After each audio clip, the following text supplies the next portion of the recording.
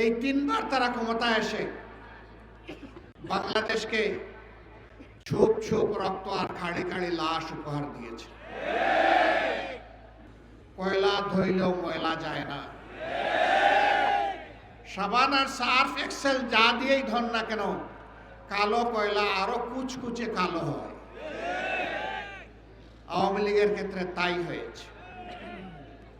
3 দফায় বাংলাদেশের মসনদে তারা এসেছিলেন।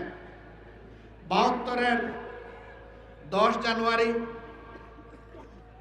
আবার এসেছিলেন 96 সালের 10 জানুয়ারি, এরপরে তারা আবার এসেছিলেন 2009 সালের 7 জানুয়ারি। এই তিনবার তারা ক্ষমতায় এসে বাংলাদেশকে ছোপ ছোপ রক্ত আর খাড়ি খাড়ি লাশ উপহার দিয়েছে।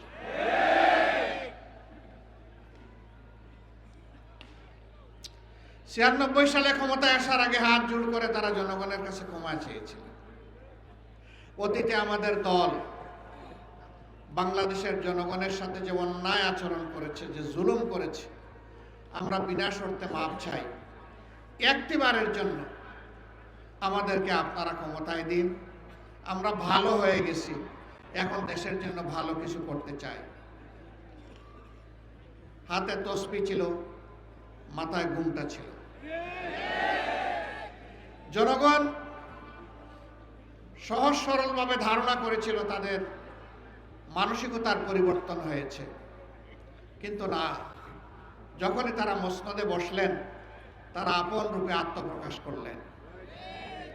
আপনাদের মনে থাকার কথা, তৎকালীন প্রধানমন্ত্রী চট্টগ্রামে গিয়ে বলেছিলেন, চট্টগ্রামের নেতাদেরকে তিরস্কার করে, একটা হত্যাকাণ্ডের ঘটনাকে কেন্দ্র করে, তোমরা কি হাতে চুড়ি পরে বসে আছো?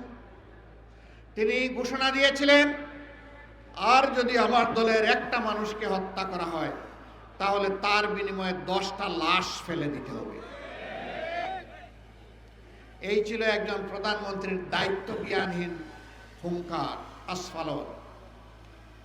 তারা তাই করেছিলেন। সেই সময়টায় খালে বিলে, নদীতে, নালায়, জঙ্গলে, হাটে মাঠে সর্বত্র মানুষের টুকরা টুকরা লাশ পাওয়া যেত।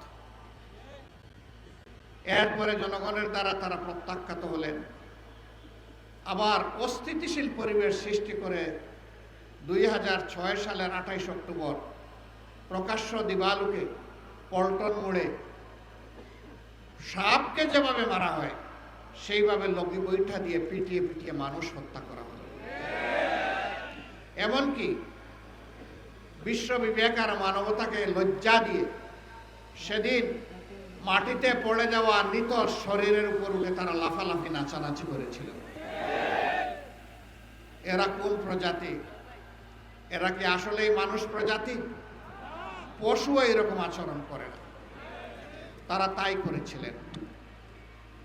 সেদিন টেলিভিশনের সামনে বসে থাকা শিশুরা চিৎকার দিয়ে অনেকে বেহুশ হয়ে পড়েছিল। দেশ বিদেশ থেকে ধিক্কার জানানো হয়েছিল, কিন্তু না। তারা এর মধ্য দিয়ে জানান দিয়েছিল, আগামীতে চলে বলে কৌশলে আমরা ক্ষমতায় যাবই, আর আমরা ক্ষমতায় গিয়ে যা করব আজকে তার একটা রিহার্সেল দেখালাম বিশ্ববাসী।